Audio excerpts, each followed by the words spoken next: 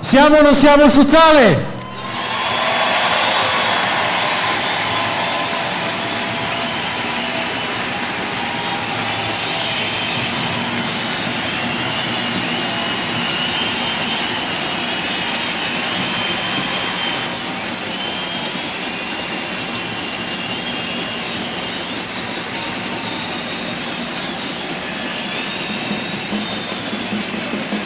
Perfetto, grazie.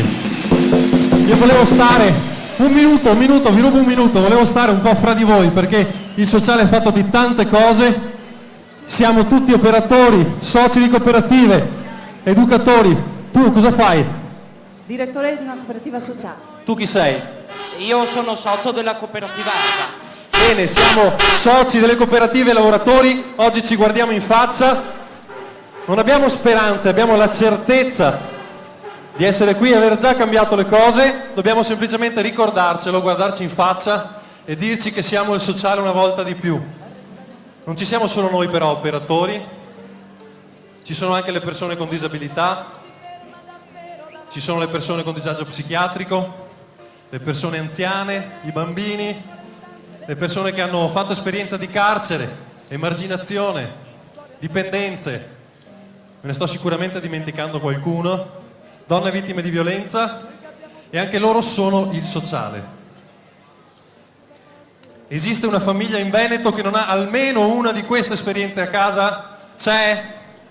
No, quindi possiamo dire bene che tutti, compresi gli amministratori che sono qui di fronte, compresi i politici che ci stanno ascoltando, che tutti insieme siamo il sociale.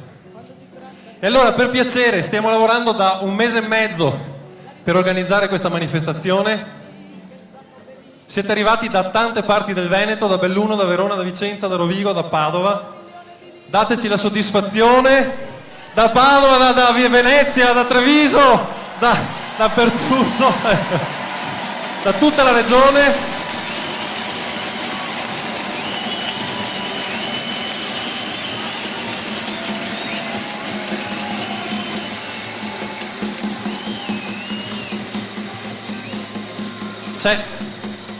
Ci sono persone che stanno lavorando veramente duro da tanto tempo.